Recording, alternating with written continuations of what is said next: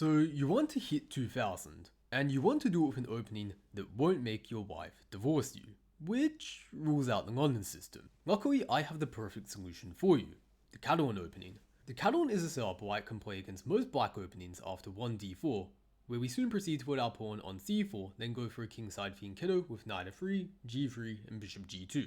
But you still might be wondering, why of all openings the Catalan?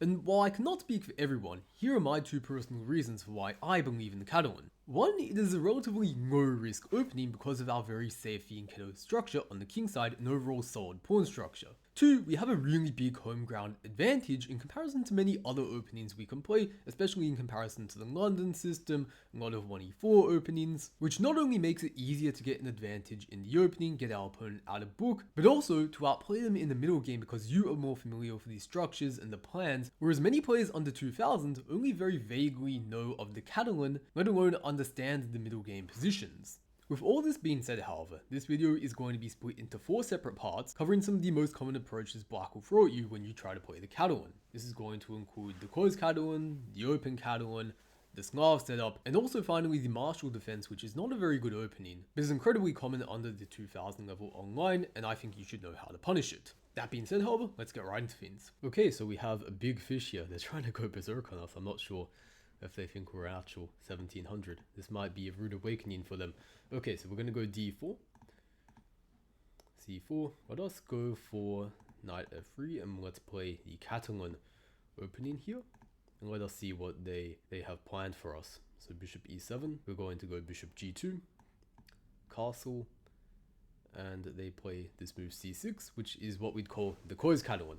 I talk about this in my video, 20 ideas every Catalan player must know. This is one of the main setups that a lot of players go for at lower levels. Alright, so returning to this position very quickly, I feel like I didn't explain the best in the video why I just played queen c2, knight b2, and why I'm doing this whole setup. To begin with, for example, usually you would think in the opening, you should be developing your knight before you even touch your queen. However, we want to reverse engineer what we're kind of aiming for in this setup first of all. And while it is possible definitely to develop your knight, place your pawn on b3, fianchetto your bishop, a very dangerous way of playing for white is to think in terms of the pawn break that you want to achieve. And in this closed Catalan setup, the pawn break we very often want to go for is eventually to play e4, which is very often going to involve moving our queen to probably the c2 square, followed by bringing our knight to either c3 or d2 where it helps reinforce that e4 break. However, if we were to first bring our knight to c3, knight d7 maybe, and then play queen c2 trying to go for our e4 break, notice that black actually could potentially just take on c4 now, winning a pawn. And while it is definitely possible to play this as a gambit where we're a pawn down and have the center as our compensation, this can lead to some rather sharp and complicated positions that might not be for everyone, which is why I played queen c2 in the game, followed by now knight bd2, whereas now you can see white's pieces work in harmony such that black, if they take on c4 now, white can easily take back with the knight, and then probably follow up with rook d1, developing the bishop, maybe e4 at some point, and having a very nice position. And a lot of players already after knight b2 really struggle. From my experience, I've seen a lot of players play random moves like h6, wasting time, when after e4, they take, and then we get this position where it's very difficult for them to get out their light squared bishop. It's a very problematic piece. They cannot even play b6, bishop b7. So instead what we saw in the game was after knight b2, b6, e4, when now if we see a bunch of exchanges, at least black is in time to develop the bishop with bishop b7, and this is a very important structure to remember as a Catalan player. If black is able to, what they want to eventually do is play c5, open their bishop on this diagonal, and have a nice position. We want the opposite of that. We don't want them to have this, and so one move we can try and play to inhibit their activity is rook d1, lining our rook up with their queen. A lot of people play knight f6, we can kick our queen back to c2, and in this position, black still isn't ready to play c5, because then simply d takes c5 wins a pawn with a tempo on the queen. So many players will, before they play c5, prepare this with going queen c7, such that now c5 is a legitimate idea. And what I'm about to show you will look quite counterintuitive. What we're going to want to do is, well, we first could play a move like bishop f4, gaining the tempo on the queen, but after, let's say, bishop d6 takes, we're going to want to play this move c5, a very, very important move to remember in the closed Catalan, with the idea that, okay, we are weakening the d5 square, this is a permanent outpost for black's knight, However, after the queen moves and we continue gaining space, maybe with b4 or even on the king side with moves such as h4, we begin to see the unfortunate reality of black's position, which is that long term, this bishop basically has no future. And that far exceeds the drawback of just weakening the d5 square and letting black's knight take up residence there. Obviously our opponent is no Patzer though, 2300 rapid rating, but yeah, this e4 break is one of the main things you really need to know.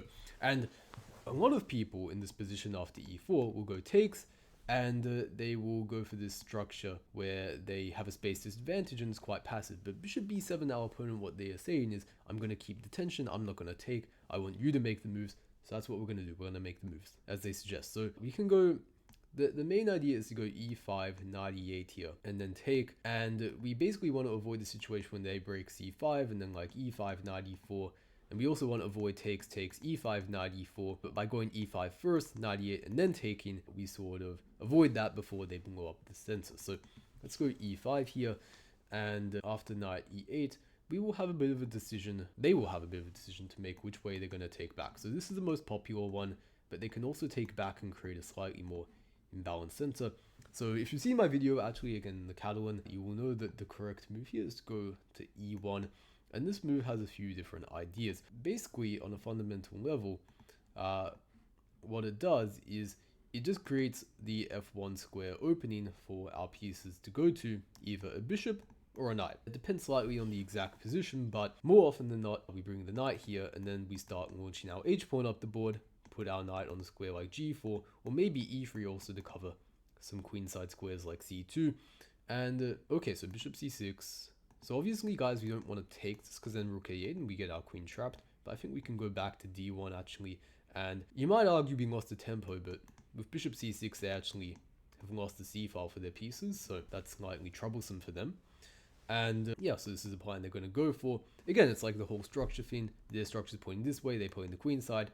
Our structure's pointing this way, so we point the king side. And again, as I mentioned, there are two different ideas we can go for. Either bishop f1 to d3, or we put our knight on f1, e3 and do this, or maybe h2 this way and g4. But which one do we go for? And this is never a completely straightforward decision to make. But maybe if they had a pawn on a6, for example, and we could target that with our bishop, I would be maybe kind of inclined to go for that sort of idea. But usually I think the correct one is the knight, so we're going to go for that. And they go for b4. So I don't think this is too scary.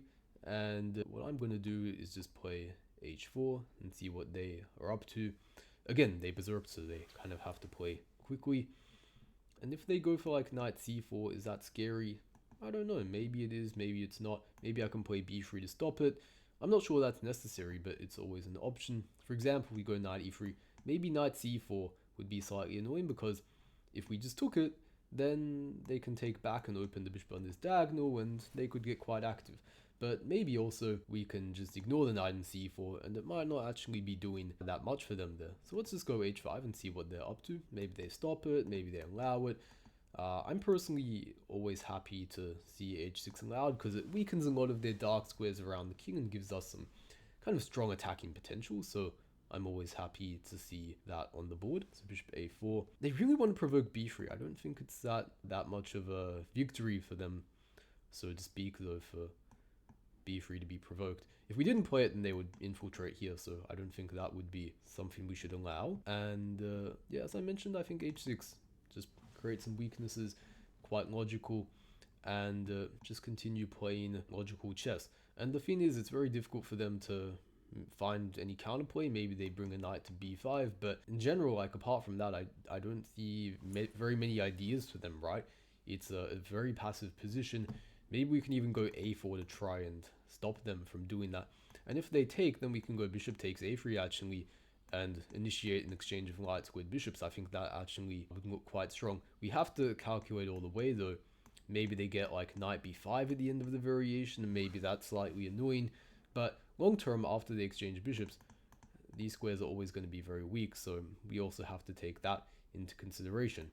But yeah, do we want to allow this? That's the question. Yeah, it does look quite annoying, I'll be honest. But yeah, maybe we can just counter that with a4. And again, I'm happy to see these sorts of exchanges.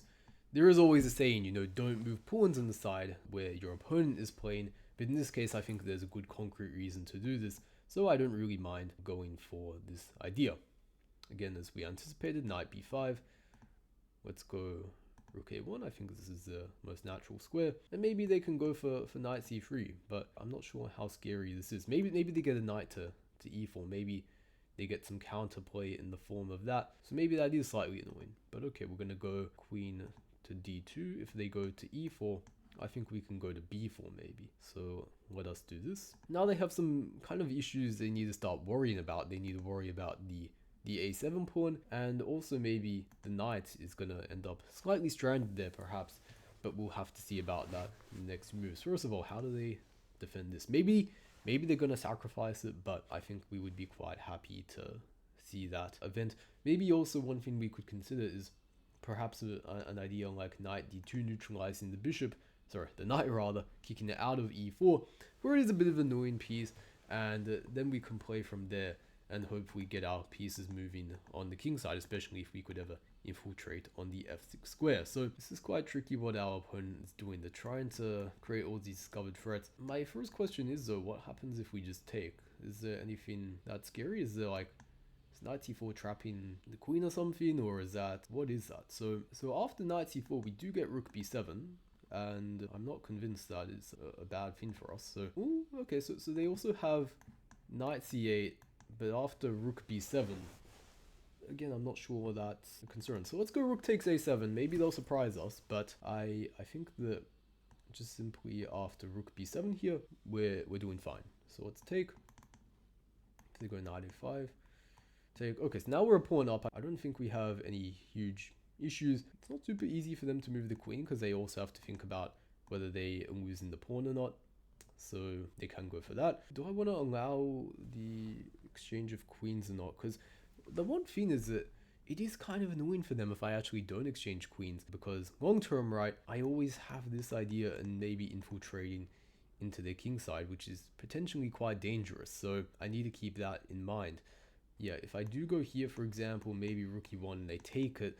So it's also not very simple maybe to only accomplish that, so to speak. But maybe I could also after this go knight e1 and keep everything defended in that fashion. So okay, let's go.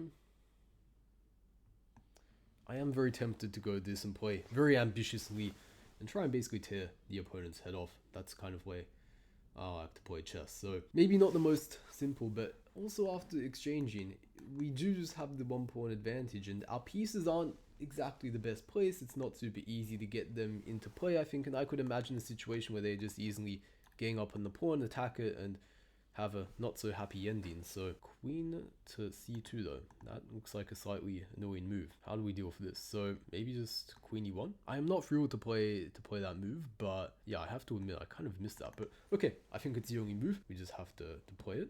Bishop b5. This might be a move which I'm not sure does anything, but it sort of looks good. Okay, let's go knight h4.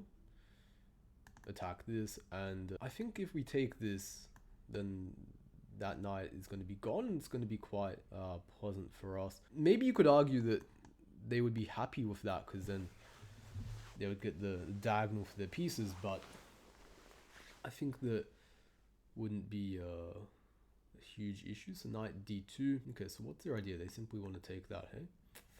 And how do we deal with that? It's not easy. They are just gonna take that. So let's go here. And if takes, maybe we get bishop d1. And I'm not too fussed about giving my bishop up, because again, it's a rather closed position right now. Okay, so takes. And I think I'm happy to take this way. I don't see a clear issue with it. If they go g5, we can always go knight g2, but we even have ideas like going queen e3 and trying to infiltrate like that. Look at knight g2. If they push it more, we're going to go to f6 maybe, or maybe just f4 and attack it like that.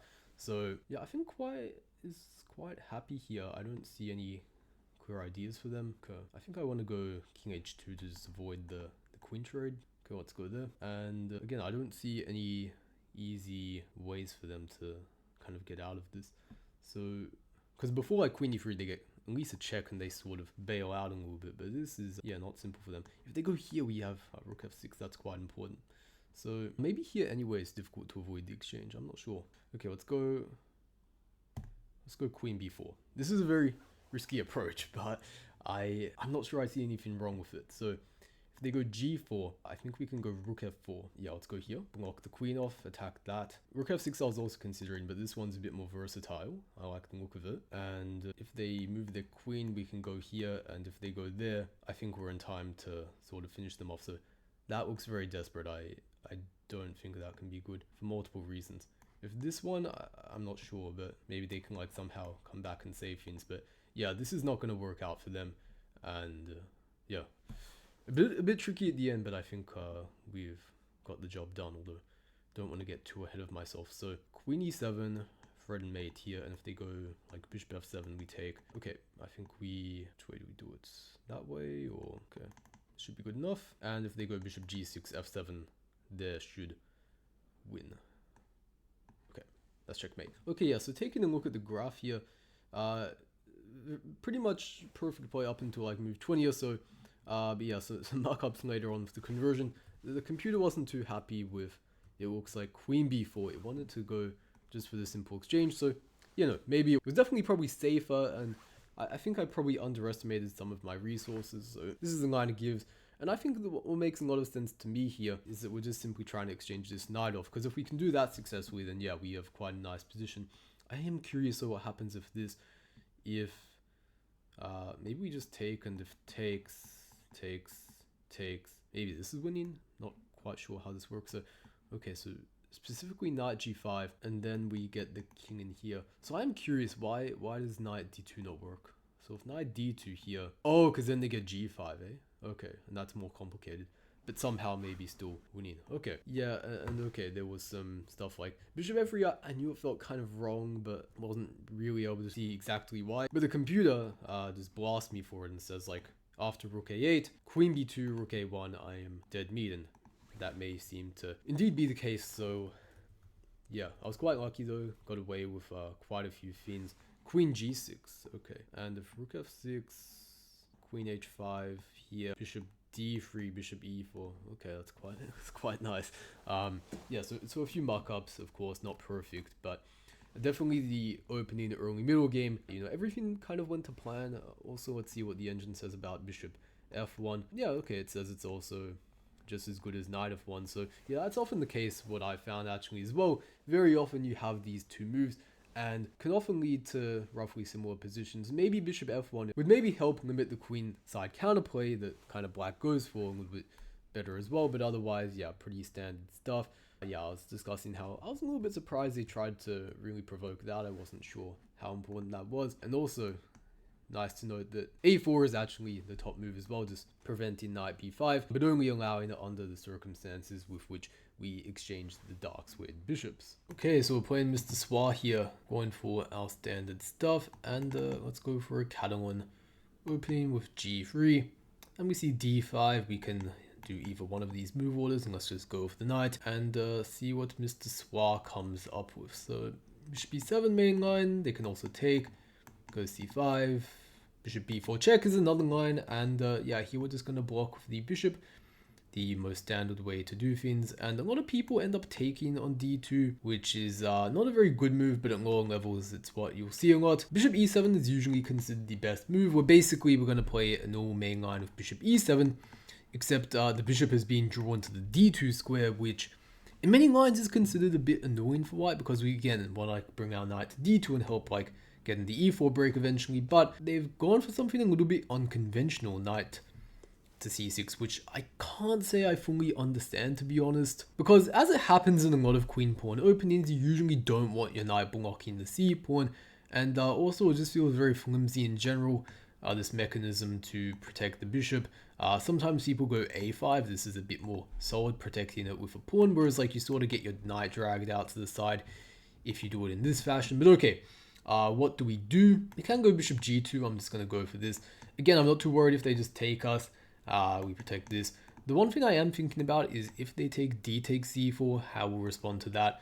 I am thinking we can just go queen c2, and if they go b5, somehow that diagonal feels very loose. But okay, yeah, our opponent is sort of just playing very random moves, it feels like. It's not really in line with any sort of theoretical way of playing a Catalan. So how do we kind of respond to this? So definitely taking is on my radar, just sort of getting rid of their bishop. We just have to watch out for, though, their knight doesn't get too active, but I think we can deal with the knight, so let's just take there. And after queen b3, I think we can expel it. And as we've seen in several games so far, c2 is often a very typical square for the queen, controlling e4. However, given this slightly strange setup, I'm not really sure we want to quite go for the e4 break, especially if the knight returns to c6. Okay, they go a5 though, that is interesting. And I'm just going to continue developing my pieces, knight c3 to the center. Many lines you bring the knight to d2, however in this situation, given that we don't have to worry about d takes c4 because our queen is protecting it, I think c3 is probably the most natural square. And okay, we see d takes c4, let's take it. I can't see any reason not to. They can maybe bring a knight to c2, but we just quickly kick it out. So what is our opponent, Mr. Swad, doing here? I don't know. And to be honest, guys, this is what you're sort of aiming for when you play the Catalan. You over the two central pawns, the central pawn majority rather, I should say. Nice bishop on this diagonal, very passive bishop for black. And the knight on b4, unlike some lines where white has a pawn on a4, its shelf life is very short-lived because we're, at any time we want, basically going to be able to kick it away with a3. But okay, first of all, I just want to bring a rook to d1. We can also switch up the move order, maybe 95 or something for us, play a3. But again, we can play a3 whenever we want. Just have to watch out, for example, something like b5 isn't going to be a concrete issue. But I don't really think that's going to be the case, because at the very least, we have two squares to choose between c5 and b3. Neither of those appear to me to be a particular issue. c5 is slightly more risky. We're getting into territory where we might be borderline just getting trapped. So b3 is probably a bit safer. And then of course a4 would then just hang the knight. So that's not really something we have to be concerned about. And then what we're stuck with is pretty much black playing with a permanent sort of strategic disadvantage again, where we have the central control. They have a bad bishop. After 95, our bishop's going to be roaring on this diagonal. Also, in particular, what pawn breaks do they have? If you don't have a pawn break, you have no plan. So this is sort of what we see, right? Black is playing g6, and what g6 indicates to me is black has no freaking clue what they're doing. And this manifests in a move like g6, where they're just sort of trying to buy time, hoping that we do some ridiculous crap and ruin our position. But unfortunately, I don't think that's going to be in the cards for today. So we're going to continue maybe expanding in the center with 95, but maybe it's not even necessary to do so yet. It could also potentially provide an opportunity for them to go 97 and maybe try and exchange pieces. So what I'm going to go for is e4, expanding in the center. It does sort of block the bishop, but it also takes away the d5 square, which is going to make things very awkward for them after a3. And basically what we're aiming for is a position where we go e5, the knight comes to d5, knight comes to e4. Okay, let's go to b3 as we were talking about earlier. I don't think anything's changed too radically. Okay, so now we have to be careful. This is protected, so we want to make sure our queen's not getting trapped by this. Now if they go a4, this queen takes b4 very simply, so they kind of have to go backwards. And yeah, basically I think this is a very strategically suspicious position for our opponent, to put it one way. And it might be very tempting to go knight e5 or e5 immediately, but again, I don't think there's a real rush for that at the moment. The only counterplay we have to watch out for is something like c5, when that would sort of fix a lot of the issues with their structure. However, I don't think that quite works at the moment. So, okay, they bring the bishop here. Now I think is a decent moment to go for this break. And now after knight to d5, knight e4, our rook is also controlling the square, so they cannot go for this break. And I think this is exactly the position that we want to have. Also, to further increase our control of the square, one thing I'm thinking of that we could maybe do is maybe bring this knight to e1, to d3, and then also to c5 like that. So, okay, for now, just go to d2. If they go b4, that does hang a pawn at the very least. But also, we can even just play knight d6, maybe cut the queen off from attacking on this diagonal, and that's also a very kind of sad position for them. We can also maybe just go queen d2, ignore them attacking this, because if they do take a bunch of times, we will grab the h6 pawn, and it's not going to be very fun for them. So, okay, as I was just mentioning, our plan to improve this knight to go to here and here looks like it is available. So maybe first round queen d2, that would probably force either one of these two moves from them. But okay, we can do that anytime we want. For now, I just want to come to e1, to d3. And as you can see, our opponent has no real plan. They're just sort of shuffling around. And again, as I mentioned earlier, the knight squared bishop, I mentioned this ages ago, but this is still a persisting issue in their position that they have. it's just doing nothing, guys, and that is exactly what is really going to bite them in the ass in the long run. So, okay then, how do we continue from here? So we can maybe bring a knight to c5 immediately, but this could be a case of where the threat is greater than the execution. So I also don't want to go d6, guys. I think this is probably an okay move, but then they can sacrifice the exchange and sort of get out of the binding a little bit. So I'm just going to come to c5 and sort of take things from there. If they take this way, we can take one of two ways, either with the knight or with the pawn, or maybe even with a queen, but I kind of like what we have going where we have the queens on the board, to be honest. So I'm going to go d takes c5. This is an interesting decision. And if they ever move the knight, by the way, then we're going to slide a rook into d6, and that's going to be very nasty. So yeah, this is not a fun position for them. I think that's like the 10th time I've said this in this game, but it's true. And now knight d6 in comparison to before is much stronger because they cannot even sacrifice an exchange. But first of all, let's go h4. This is very often a useful move to play, sort of prodding around. And one thing to note is if they ever go like, let's say, I don't know, like they play around a move, bishop b7 back, h5, g5, then we can sacrifice an exchange. They take knight f6. They move the king mate, so that's already one very concrete idea behind why h4 is quite dangerous. If they go h5, that's also kind of a psychological victory because then our knight can come into this square. But okay, we see king to g7, so I'm very tempted to go h5, maybe not immediately, maybe we can just build up for now and sort of make them feel the wrath of our presence, maybe you could say.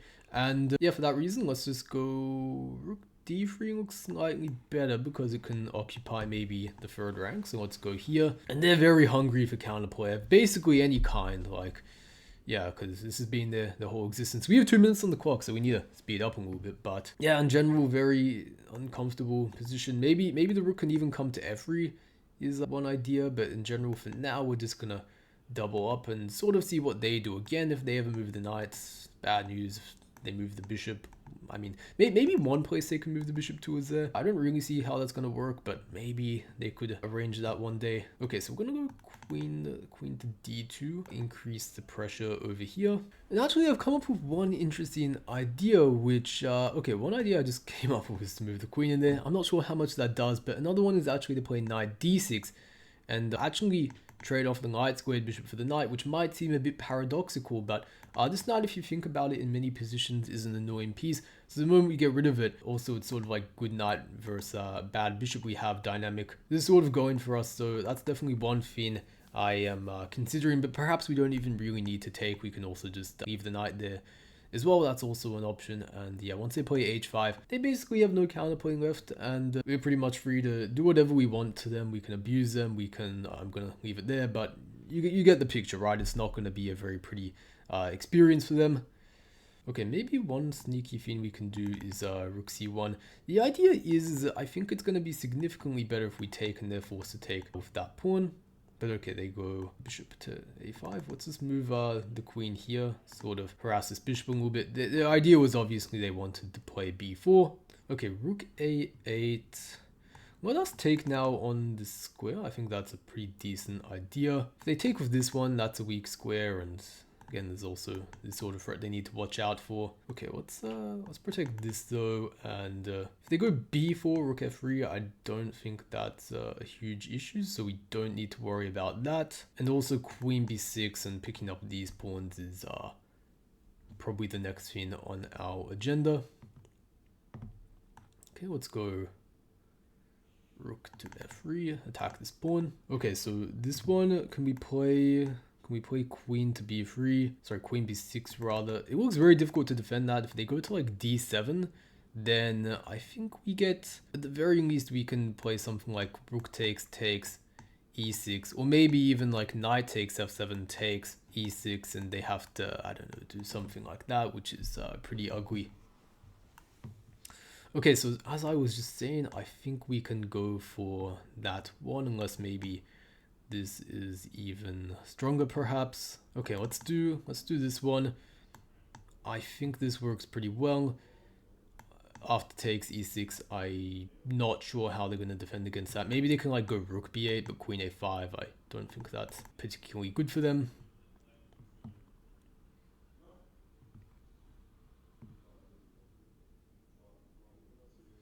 Okay, now we clean up pretty easily, I think.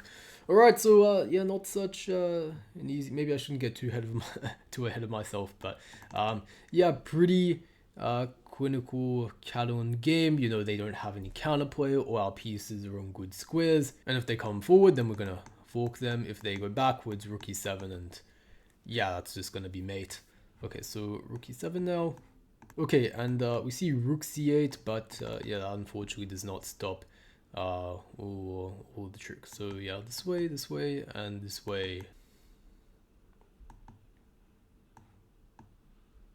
Okay guys, so looking at the graph, it looks like it was a pretty good game overall. Pretty clinical Catalan win, except for one disturbing thing towards the end. Let's see what happens. So knight takes f7 was apparently a blunder because of bishop b7. What the hell? Okay, so bishop b7, I did not see it all. So the idea is that rook a6 is unstoppable. I don't know about you guys, but I did not see bishop b7. I was thinking about like, you know, directly attacking the queen maybe with something like this, but I'm like, okay, I can sneak my way out at the very least, out the back alley. No one's gonna see me. But yeah, this one, unfortunately, I missed. But overall, guys, like pretty clean game, I think. And it is a good example of what happens when, you know, we sort of have a closed Catalan, but our opponent plays it a little bit differently, right? Like they don't go for this sort of thing where, you know, they might like put their the pawn on c6, fianchetto their bishop, go knight d7. They place the knight on kind of a bit of an anti-positional square on c6, blocking the pawn in. They play it a bit passively, and like in this sort of scenario, it's going to be a little bit difficult to go for the typical, like, you know, knight d2 and maybe like queen c2, e4 sort of stuff. For example, let's say a6, you do this, I don't know, queen c2, bishop d7. I think of e4 here, for example. This is not so bad for black because their bishop gets active very quickly. Even this is possible maybe, but in this position when they don't yet have a pawn on c6, very often I've found they can sort of sneak the bishop around and very quickly gain counterplay the moment you get in the e4 break, which is why I had this preference for just sort of playing with like queen b3, knight c3, not being too insistent on gaining the e5 break just yet, but very likely it will come at some point after I centralize my rooks, kick away the knight with a3, and maybe after knight e5, e4, only then would I go for that sort of break. But okay, in the game they didn't even really go for that sort of thing. They instead allowed us to basically gain the whole center and then play in this sort of fashion where they basically, again, they have no pawn break, they have no plan, that is, and meanwhile we have this very simple scheme of slowly improving our own pieces to the point where they basically just dying for breath, cannot do anything. And maybe I didn't play it exactly the most accurate way. Probably if I had to change one thing, I reckon this was a bit unnecessary. Getting the queen tangled up and all that probably would have been simple to just go takes immediately, and if takes like maybe some c6 sort of stuff, or maybe rook f3. Let's see what happens after rook f8. So maybe now queen a5 is a little bit better, and like queen b6 or c6. And as always, like if they take with this one, I'm wondering if this though, because if queen takes e5, oh, rook e1 and their queen is getting trapped, it looks like. Okay, so in general though, guys, like keep this in mind, this sort of position. Like a lot of players, you know, they get to a position like this and they can recognize it as good, but often they just sort of lack the exact sort of moves, and they're like, okay, I don't see how I can break through. But it's a slow process, right? You just slowly improve one thing by one thing. And eventually the pressure gets so bad that your opponent just isn't going to be able to hold out any longer. Alright, another 1d4 game. We have the Queen's Gambit. And let's try and play a Catalan defense. Let's see what they go for. Bishop e7, bishop g2, all pretty standard stuff. And they take on c4. Okay, so there's a few different options we can go for. Queen c2 is most popular, knight e5 is another.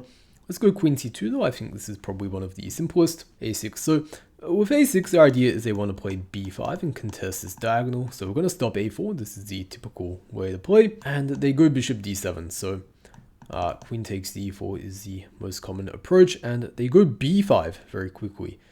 Bishop c6 is the theory, guys, but b5...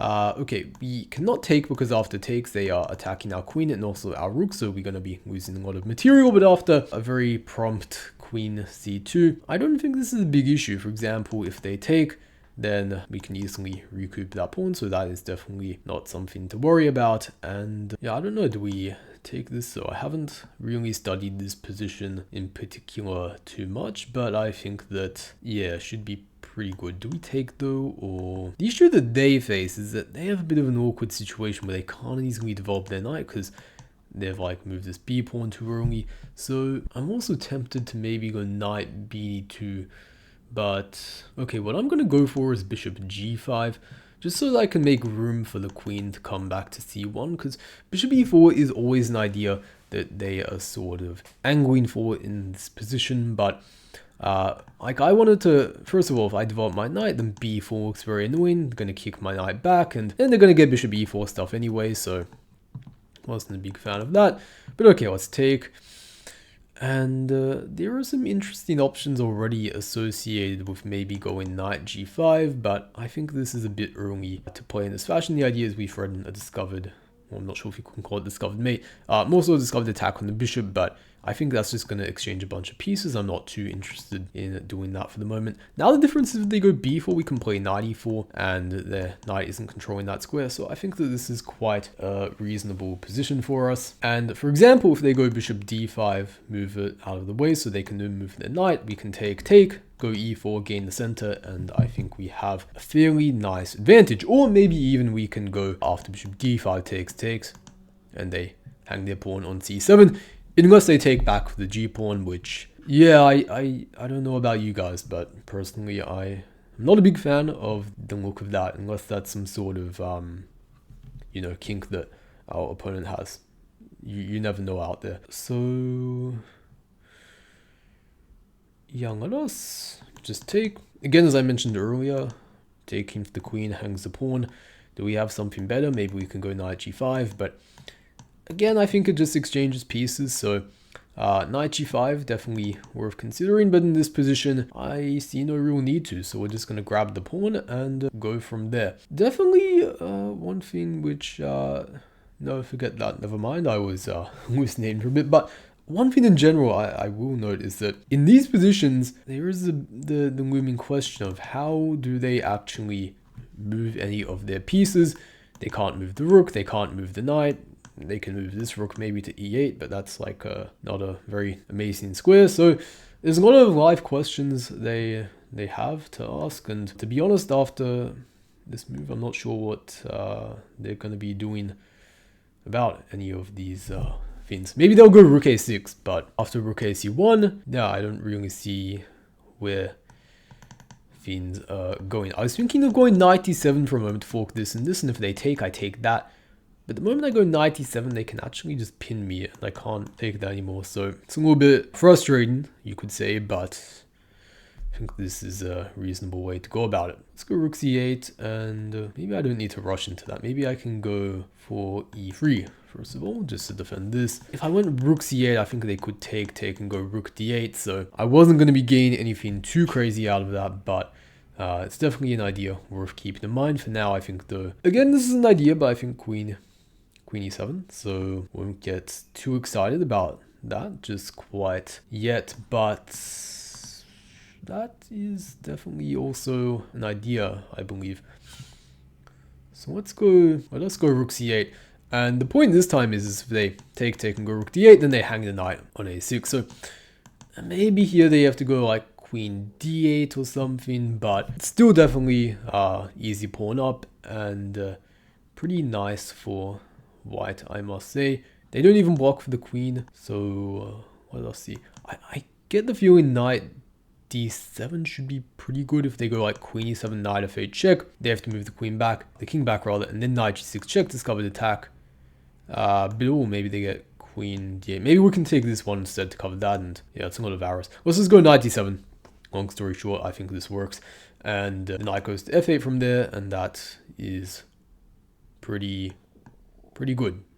That certainly is not something I'm going to process, and there we have resignation. So just looking at this real quickly, again, as I was saying, bishop c6, this is all very standard mainline theory. If you go here into the database, the Lichess one, we are using up from 1800, but we can go down maybe to 1600 as well. D takes c4 is actually the most common move, maybe at lower levels if you exclude some of these, and look at this, for example, d takes c4 won't be, because most people, again, will be inclined to go for the closed Catalan. A bit more of a passive setup, but d takes c4 is very critical. But the good thing about d takes c4 in this position is, unlike many of the d takes c4 lines on move 4, is that in this position, it doesn't usually lead to a very sharp position. It tends to be like, from at least, this is like the most common continuation from here, especially in particular bishop c6. What you have to understand about these positions is that it is very difficult for black to actually obtain very active counterplay. White tends to have a nice slight advantage. Nothing too crazy. It's not like many of these aggressive e4 gambits where you're like smashing your opponent's head off in like 10, 15 moves, but it definitely isn't fun for our opponents. So they got impatient though. They went b5, and again, you need to be careful, guys, not to take this, because simply after a takes b5, you are in big trouble, because you can't defend this and this at the same time unless you are a magician. So queen c2 is the way to go. And again, if they take, this is going to be like a quick 95, and this diagonal was going to be kind of exposed. So they went bishop c6, but you know, this was an important moment. I felt I didn't just want to make a bunch of exchanges. I felt that after this, it would be very difficult to have any sort of advantage. They will play knight b7, c5 maybe, and if they just exchange a bunch of pawns off, the game will be equal fairly soon. So I also cannot just develop my knight easily, because again, b4, and they will do something like this and get pretty active pieces. So I thought bishop g5 made a lot of sense in this scenario. My queen gets sort of out of the way on c1, and now I can start gaining tempo and start hopefully pushing forward my pieces. But after h6, yeah, I thought I could take that. And I do give up the bishop here, but very importantly, when I make this move, I also gain control of the e4 square. So yeah, b4 was a bit impatient, and in this position, yeah, I grabbed the c7 pawn, and we can just slowly improve our pieces from here. We don't need to go for any immediate win. You can just see everything was relatively in the green, and then finally we got the win here. I'm actually interested to see the computer graph. Pretty good. It says, can you guys see that? Apparently 0 inaccuracies, mistakes, and blunders. That's not me being good, that's just the Catalan opening. 100% can guarantee these results if you also play the opening. Okay, ladies and gentlemen, we have 1d4 to c4. No London system here. We're going to be aiming for, let's try and go for the sort of Catalan setup against the Slav defense with g3. I think it's a little bit better when black has already committed a pawn to e6, but you can sort of get away with it still, even playing against the Slav. But I think you want to be a bit precise. For example, in this position, I'm going to avoid castling for now. I'm going to play knight to c3, and okay, we see h5. So alright, so I didn't explain this very well in the video, but I just want to explain this now. The reason actually knight c3 is such an accurate move order is that, say if we see something like this, and if black plays moves such as h6, they played h5 in the game, which was a bit strange, but let's say they go for something like just h6, and let's say queen b3, because we want to attack the b7 pawn. Queen b6 is usually sort of the most natural response, and here usually we don't want to take. This pawn structure is actually quite decent for black, double pawns in the open a file. Usually the way that we want to respond to queen b6 is to go c5, and we actually don't mind these double pawns, because like with b4, knight e3, b5, if we can really get this all going, we'll have a lot of play on the queen side. So you might be wondering, what is the issue? And it's very, very subtle, but the point is that after c5, now black actually has queen to a6, they attack this pawn, they also threaten b6, which if they can successfully execute, let's say knight e3, defending this b6, here, already black is more than fine. Reason being that they have a very solid center, all their pieces are going to be well developed, and maybe they can even think about start pushing their queenside pawns, either the b or c pawn. Whereas if you compare this to, let's say, instead of castling on move 6 going knight to c3, let's say we have the same h6 move, queen b3, queen b6, c5, it's very difficult for black to actually play queen a6 in this position, and the reason is actually because we have not castled. We instead have this very sneaky move bishop f1, which if you are being observant, you'll realize that if they go b6 now, we have this very nice move e4, which is winning material since we are attacking both the bishop and queen. So black probably has to go for something like knight to e4. But even here, if we just go e3, for example, now b5 is practically forced. Otherwise, like queen a5, there's going to be some sort of queen takes b7 stuff. And you might be thinking, but Sam, there's like knight takes c3, but then we just go bishop d2 and we easily win the piece back. So that's going to force something ugly like b5, and yeah, structurally speaking, you can imagine something like a4 is going to hit at some point, and that's going to be a very nasty move for them to deal with. h5 is a very drastic move. I've seen h6 before trying to make space with the bishop there, but h5 is very weakening. I don't know what is their idea. Do they want to play like castles h4 and sack a pawn, and maybe if knight takes h4, sack an exchange? I'm not really sure, to be honest, but I'll give it to my opponent. They are being quite creative, I guess you could say, if that's a good virtue to have. But in terms of what we're doing, well, typically against something like knight bt7 or h6 or bishop moves somewhere, we're usually going to play queen b3, but against h5, I don't know, I'm kind of tempted to like put a bishop on g5 or something to sort of really point out that they can't kick it away with h6 and put them in a slightly awkward pin. But okay, let's just play queen b3. This is sort of the very standard setup that we go for. And, you know, very often we see some sort of queen move like queen b6. And if we see queen b6 on the board, we're probably going to go for c5. The idea being that when they take, we take back. And we sort of get this open file to use, and that can potentially be very dangerous in many situations, particularly if we can skin b4, b5, we can really start a lot of counterplay over on the queen side. And I'm not sure counterplay is the word because it's not like black had much play to begin with, you get what I mean. But also some other moves to consider, maybe like queen c7, but then we play bishop f4, we gain a tempo. Also queen c8, but in general that's quite passive. And b6 is another move you could consider, but it is a bit weakening. For example, the c6 square, maybe we could go knight e5 and make it difficult for them to develop their knight to d7, because then of course we would just take on c6 and win a pawn. So okay, so at the end of all this we see queen c7, but I think we just play bishop f4 now and gain a tempo. I don't know what their idea is. If they spend another move going to b6, we're just going to follow up very naturally with c5. And yeah, bishop d6, of course, we just take, and then grab on b7. So not really sure what they're up to with queen c7. And okay, they go back to c8, but they are wasting a lot of time. Immediately, I'm very tempted to try and do something like rook to c1 and increase the pressure along the c file, maybe potentially threaten some sort of c takes d5 ideas.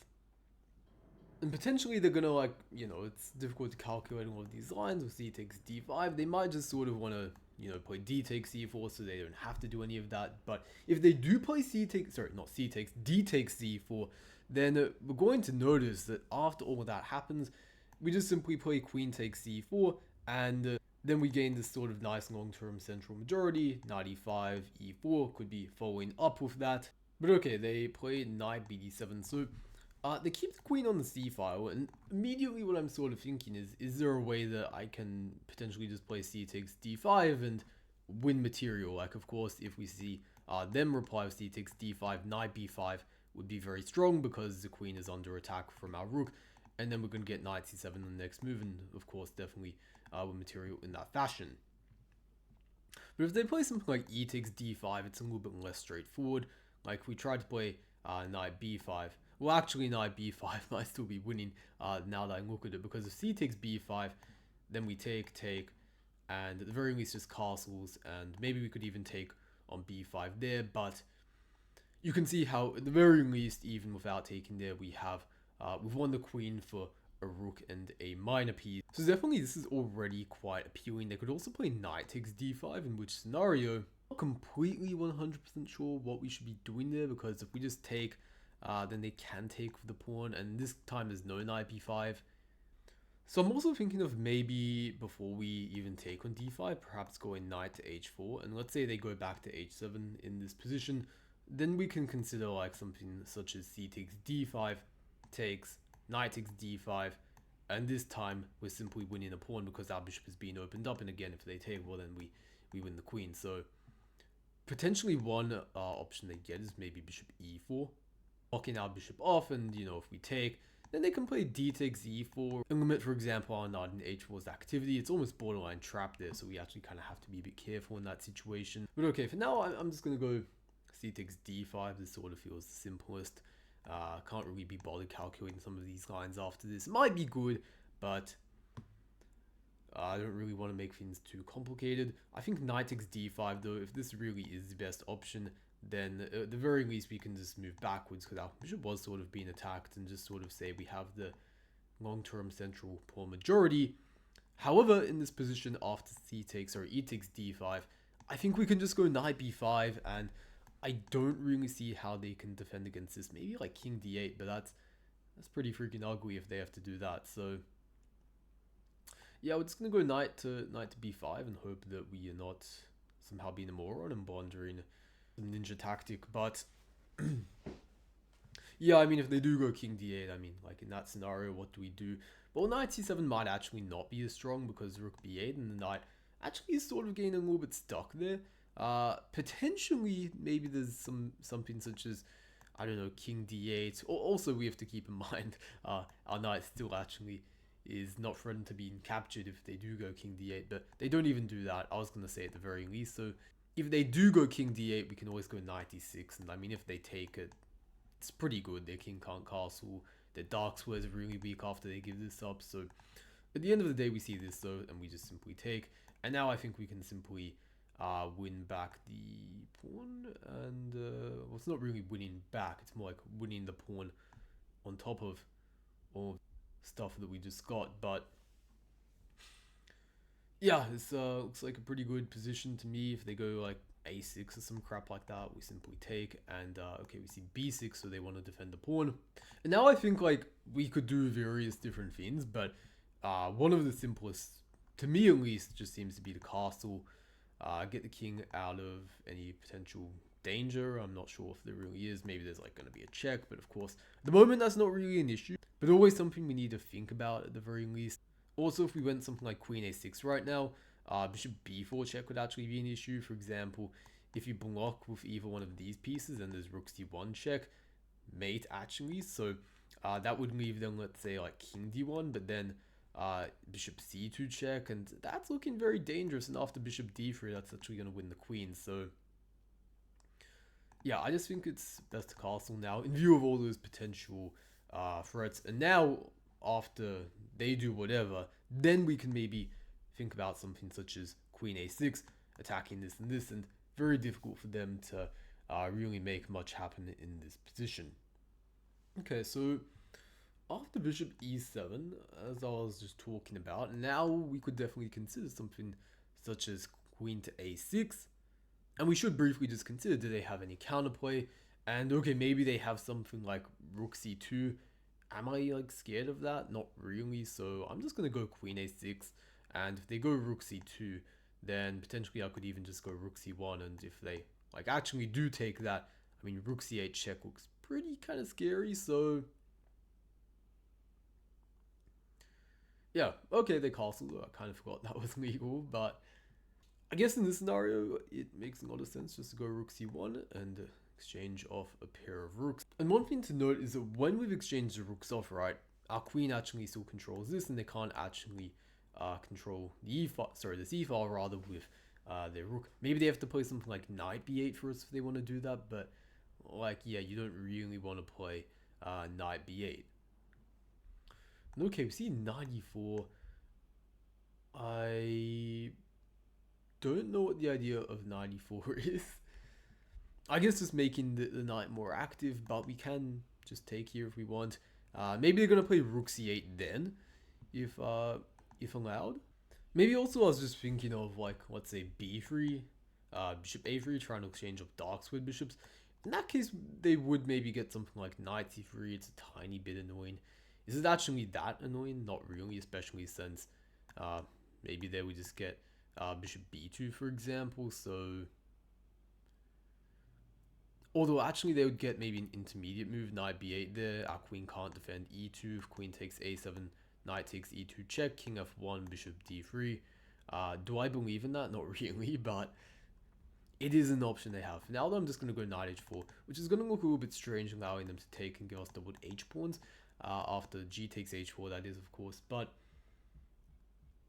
I think if they avoid the trading, let's say, especially if something like bishop h7, then bishop can come to a square like this and kind of bother them a bit. Bishop e6, I kind of underestimated that one, I'll be honest, but let's just go b3 for now and prepare sort of bishop a3 idea that we were talking about earlier. Okay, so they do go knight c3, but if we just go bishop b2 first, actually, and try to kick the knight out, it looks kind of good for us here. Like, they move backwards, they can't defend it with the rook, so let's say they go back, then we go bishop a3, sort of make that exchange, and it seems pretty clean to me at the very least. So yeah, but we've been spending way too much time. Should probably kind of shut up a little bit and kind of just focus on making moves. So one thing to note is that if they do go knight b8 takes, knight c6, and try to deflect the queen away from protecting the bishop, we do get takes and takes, but yeah, okay, we just need to focus on playing rather quickly at this point once again. Okay, let's go knight to e1, just make sure we cover all our bases. Alright, so instead of having awkward silence for a whole minute, which is basically what is going to be happening, because as you can see, Sam is busy trying to grind out this guy who's trying to flag him here. We're going to talk a little bit about one of the most influential players, let's say, who has really inspired generations of players. Well, maybe that's a bit dramatic because it was only like a bit over maybe close to 2 decades ago, where a certain player played the Catalan opening in a World Championship match. And you know, the Catalan has always been around, but since this player played it in his World Championship match, it really caught on and has, like, in today's world, become basically one of the most popular choices for a lot of top players, and even, you know, down at sort of lower levels also very popular. And who is that? Well, none other than former world champion Vladimir Kramnik. So yeah, in his 2006 World Championship match against Vasilij Topalov, where there was definitely no cheating accusations going on, Kramnik played the Catalan opening 3 times, and as we all know the story, or maybe you don't, he ended up going on to, I believe, later win the match. Okay, so I think we're making some headway here. Whenever the knight moves, it's going to be g6 coming, and then whenever they take that, this bishop's going to be on pre. So I think this is quite good now, actually, and I don't see how they defend against this while also simultaneously not just hanging their bishop. Maybe knight of 6 back, perhaps. So again, another small period of awkward silence. Fun fact though, the 2006 World Championship match where Kramnik won, he was actually accused by his challenger Vasilij Topalov of cheating, funnily enough, and his team, which in hindsight definitely is how things have turned out today. Maybe Kramnik is reliving some trauma, you never know.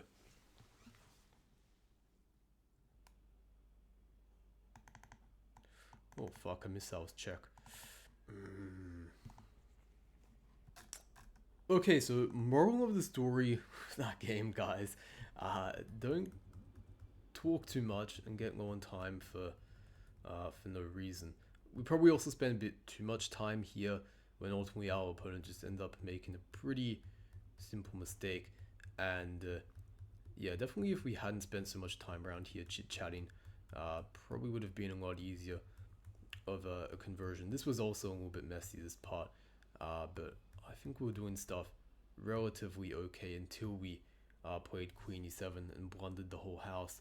So it looks like, what was this? Bishop takes e6. Maybe queen d8's a bit more of a natural move in this sort of time trouble situation, because bishop takes e6 check, I feel like you have to calculate stuff, and or maybe not. If we're needing to take this, and if they go backwards, there's this and then that. So yeah, if we had like an extra minute on the clock that we didn't waste from talking a little bit, would have been a pretty simple win. But okay, nonetheless, still a pretty good highlight of how to play the Catalan setup against some of these Slav setups where they don't shut in the bishop very early on with e6.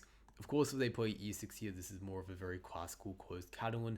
You could maybe call this more of a closed Catalan, but usually if the bishop on f5, this is referred to more as like a Slav setup, I guess you could call it. But of course, we're still playing in the Catalan fashion with bishop g2. And I should note, guys, like it's very important that in like a variety of these setups that you try to place some sort of pressure on white very early on with something like queen b3 attacking b7. Or like, let's say there's another very popular move order at the higher levels where you try to go knight h4 and win the bishop pair. Because otherwise, if you basically sort of act like this is a normal Catalan, right, and you just develop your pieces very normally, and let's say you aim for a setup such as this, well, as you can see, the entrance borderline already saying black is slightly better, and well, why is that, right? It's well, compared to the normal Catalan, they don't have a passive bishop on c8, so all their pieces are good, and that means if we just play normal developing moves, well, what advantage do we really have over black? Not really anything, right? So that's why I'm stressing the importance of going for an early, like, queen b3 in many of these positions. For example, like, a very common move I see a lot is bishop d6, and this actually isn't very good, because now when we play a very quick queen b3, the move they want to play, queen b6, after c5, they're kind of forced to take and then spend another tempo moving the bishop, right? And let's say like b4. b5 is inevitable at this point. Let's say knight b7, b5. If they take it, well then very nice for us. We have this sort of queenside pawn mass rolling down the board. And if they say try to stop b5 with a6, well, it doesn't really stop it because we just play it anyway, and like, haha, they can't take us because, well, of course, they would then hang their rook. So this is the sort of setup that we want to aim for in general whenever we play against this bishop f5 Slav setup. Or again, maybe you could even play one of these knight h4 lines without playing bishop g2, but I think it's a little bit simpler to go for this queen b3 plan. And as we saw in this game, if they play quite passively like they did, we can very quickly gain a lot of active play on the c file. So queen's gambit on the board, probably headed for some sort of Catalan or not, because okay, yeah, when we see knight f6, yeah, if they don't defend the center with either one of these moves or take on c4, we usually are just going to take on d5, and yeah, we have the martial defense, which is widely considered to be pretty not so good defense, and the reason is simply that after e4, we kind of gain the whole center. If you go e4 immediately though, I'm going to play knight f3 first, but if we go e4, there's a kind of problem where after knight f6, we don't want to push the pawn again, because then the d5 square, they kind of get skewered. So usually, like, you'd want to go, say, like, let's say knight c3, but then black can very quickly play e5, challenge our center, and if we immediately take that, then they can take, go knight g4, fork this, and they're actually already, from what I can recall, a little bit better. So that's why we want to delay e4 for now after we play knight f3, so that now we can comfortably go knight c3 and defend our e4 pawn without having to worry about this, because we can just simply take it. So okay, there's some options they have. They could go c5, immediately counter-attacking the center. If they go bishop to b4, I think we should just defend our center like that. And immediately if they castle, there's some big worries they have here. Like if we play e5, for example, and kick away the knight, then like let's say they go to d5, for example, then I think there's a big issue they have to worry about, that potentially they have very few defenders around their king. And bishop takes h7 could already potentially just be maybe game over. So like, we could definitely castle, that's also possible, but I think e5 is a very big opportunity here. Knight e5 takes, and let's say knight g5 check. If they go backwards, queen h5 is pretty easily winning. So usually king g6 is considered a critical move, but then after knight g5, king g6, we often give a check this way, or we can go queen to g4. If queen d3 check, then f5 is usually forced, and then there's some sort of maybe queen g3 swinging around to attack from this way, or maybe even, let's say again, revisiting this line, after king g6, it might even be h4, h5, kind of unstoppable perhaps. So like let's say after h4, king g6, h4, that is, like if they take, it looks kind of annoying, but okay, we can give a check here on h5, and if they come forward, then queen f3, and if my eyes are not lying to me, that would be mate. And if they go like backwards to h6 and we have check, they can go to h7, queen d3 check. Only kind of annoyance is knight e4 is also check. Okay, there's enough evidence to me in those Weber variations, so I haven't figured everything out, but to me it looks at least dangerous enough that I have a very difficult time believing that our opponent, Mr. Eduardo, is not going to be completely falling on his face after e5, knight e5 takes. So it's what we're going to be going for, and I'm pretty hyped for this whole continuation. So it could maybe go king h8 as well and completely avoid any of this, but yeah, I don't really believe in that. At the very least, we can go like bishop d2 and protect this, and then like takes. There's still all these knight g5 ideas, or instead of doing that, we could just like go knight g5 anyway, and even if they do play like takes, we have queen h5, and if that's not winning, I don't know what is. So there is maybe one concern, which is that if we go bishop d2, let's say, then they could have move like g6 and actually trap our bishop. So maybe we have to be slightly careful. We can't just run complete, balls to the wall into the... Is that what I meant to say? You get what I mean, though. We can't just like charge ahead mindlessly. We need to have some sort of calculation we do first. If you go bishop c2, the problem with retreating is that then there could actually be some threats onto this square. So okay, though, what I just realized is I've done some calculation, and I think if we go bishop d2, let's say g6 happens, then we can take on d5, and if they take with check, takes, take back, then we have queen to h6 at the end of that, and we're actually winning.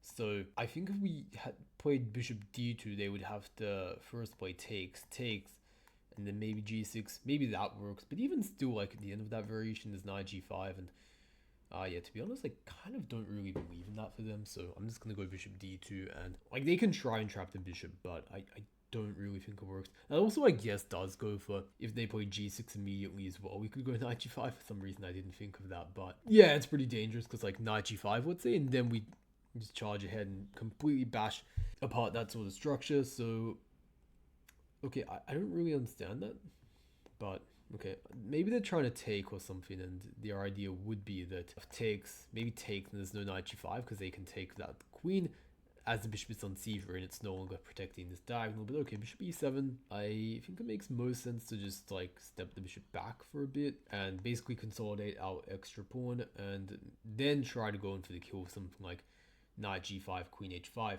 Maybe we should also prepare that with something like h4 first.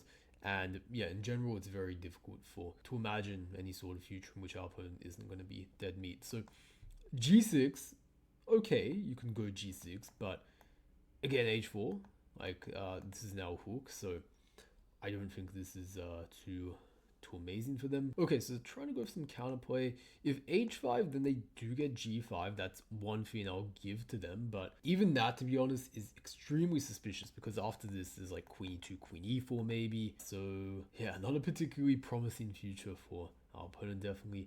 I'm thinking also maybe knight g5, h5, stop this, but okay, there's some stuff we have to calculate, like after we do this h5. We have to calculate, can they take this? And, I'm a big believer when you're winning, you want to make the win as simple as possible, right? You don't want to have to calculate all these, like, fancy piece sacrifices, because then you risk actually fucking something up and ruining all the hard work you did, right? So we're not about that here, right? And so I think what we're going to do is just queen e2 and prepare, like, something like queen e4, and then basically destroy the head off with h5. And like, let's say for example takes happens, takes knight c6, we're going to go h5, and if they play g5, queen e4, we've written this, and the only way they can defend against that's maybe f5, but then we just go on passant and they can't do anything. So okay, we're going to go h5. If they try to grab this, we're going to take with check and gg.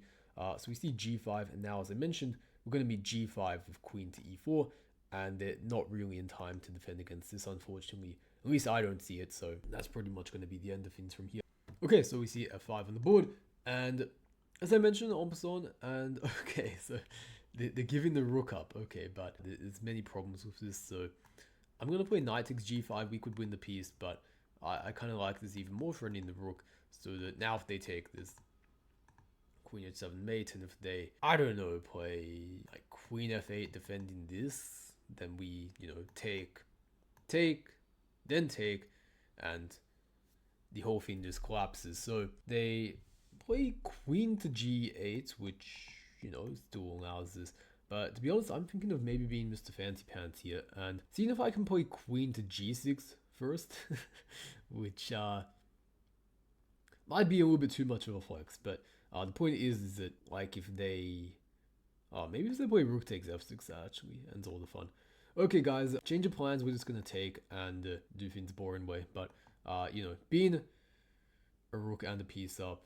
It's not a rook and a piece actually, it's like a rook and 2 pawns, but it should be good enough is my point. And okay, let's go queen e5 check, give a check. To be honest, whatever we do is winning, but yeah, so king g8, push the h pawn, harry, and this is gonna look pretty conclusive. I don't see a way they can defend against any of this. And okay, so how does that defend against it? I don't think it does. So let's take and push and take, and I'm not sure why he has not yet resigned. Okay, so now we're gonna go to e2, rook h1, and finish them off. Okay, here we go. And after king g8, I'm thinking of maybe just going queen to f6 first to take this away and then be very precise. So again, the martial defense, guys, like this is something that, like when you face it, you should really be destroying it because it's not a good opening. And like as you saw here, right off the bat, +1 advantage. We haven't done anything special, and especially castles, big mistake actually, because after e5 we get the sacrifice. And just notice how there's no defenders around their king. I also should caution you guys, I think that in this position e5 is not working because now what we see is that the bishop is defending g5. So pay attention to that nuance where the bishop placement matters, right? In this position, you could maybe prepare it with something like h4. This is something I've seen, and now for their chaos.